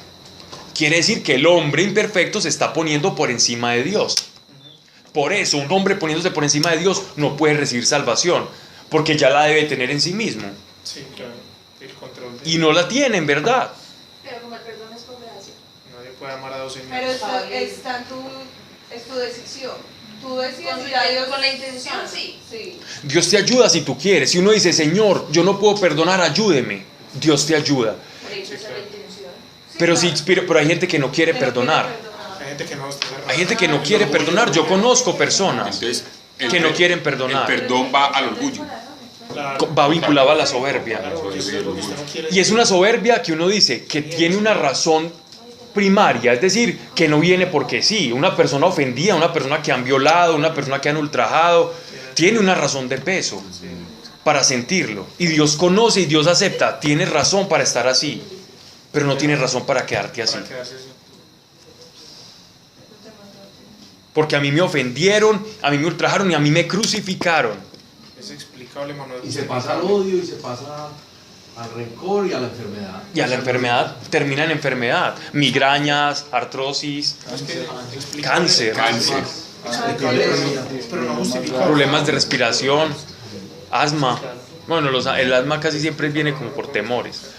Bueno, pero nótese aquí que... Porque estábamos hablando de eso. Por lo del amor. El amor no es tonto. Lo que dice 2 Corintios no es como usted vuélvase una especie de cariñosoide ahí. No. No es eso. Como déjese hacer lo que sea y que todos lo ultrajen. No. Si usted quiere ver un ejemplo de alguien que amó y que sostuvo la dignidad al mismo tiempo, es Cristo. Y huía de muchas partes cuando Y huía cuando lo iban a apedrear. Él no decía, ay, mátenme que yo soy amor y paz. No, no me ha llegado la hora. ¿Y qué le respondió a Pilatos? Tú no tienes poder sobre mí. Usted cree que tiene... Pero dígame, es que yo tengo el poder de liberarlo o no. Dígame qué tiene a su favor. El Jesús, que no le respondía a ellos normalmente, porque Jesús respondía cuando tenía que hablar, habló y le dijo, mi reino no es de este mundo. Tú no tienes poder sobre mí. ¿Sí ves? Y es dignidad, y le dijo la verdad. Usted no tiene poder sobre mí. Cualquiera diría, ay no, pero este Jesús pues tan, velo. ¿Cierto? Es la verdad. Jesús decía la verdad. Y es que la gente también cree, recuerden cuando hablábamos de la humildad, la gente cree que ser humilde es por debajearse. Es apocarse, no. Ser humilde es decir lo que usted es. Hombre, yo soy políglota. No, o sea, yo sé hablar ahí con unos idiomitas y una cosita. No, así, yo soy políglota. Y es que es pecado decir la verdad. No.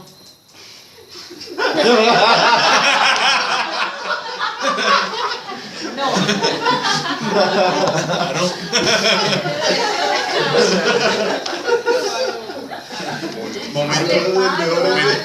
Momento jocoso de la noche.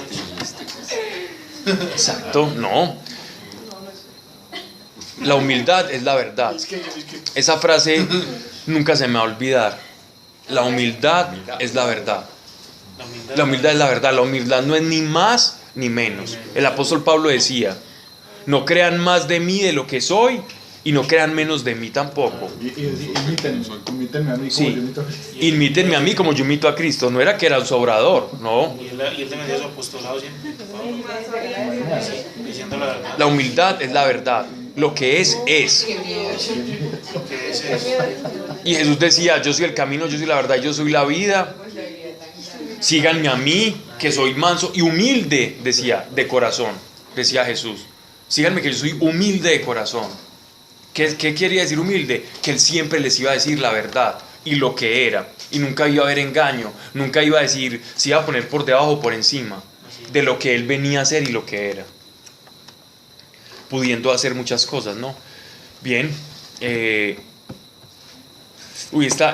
versículo 14 ya empezamos a entrar en materia entre la fe y las obras. Ya son las 1:30, dejémoslo para la próxima, que es es un tema bien interesante para Claudia. 14. Ya me planeé yo. Padre, yo te doy gracias, Señor, por cada persona aquí, Señor, más su familia representada en ellos. Padre, que lo que se haya dicho aquí, Señor, conforme a tu voluntad, permanezca en nuestro pensamiento, vaya a nuestro corazón y lo podamos poner por obra, Señor. Yo te agradezco porque sé que solamente por tu gracia, por ese favor que nos enriquece, es que podemos, Señor, alcanzar y agradarte, mas no es por mérito propio. Sabemos que hay cosas que quizás no queriendo hacemos, pero tú sabes que no queremos, mas te pedimos, danos la fuerza, Señor, para huir de pensamientos tontos, ineficaces, mentirosos, bien sea sobre nosotros mismos y también sobre el prójimo. Y también te pido, Señor, conforme a tu ley perfecta, danos una mirada sobre cada quien, Señor, conforme a verdad y conforme a un juicio perfecto, sin acepción de personas, sin preferidos y favoritismos, Señor, movidos más por rutinas del mundo y no por la verdad de tu evangelio, que es la verdad, que todos somos hermanos, que todos somos hijos de Adán, Señor, y esa es la verdad. Y a esa verdad es la que nos debemos remitir, Señor, para que nuestro juicio sea conforme a justicia, así como tú fuiste justo y caminaste en justicia aquí en la tierra. Gracias, Señor, por cada uno.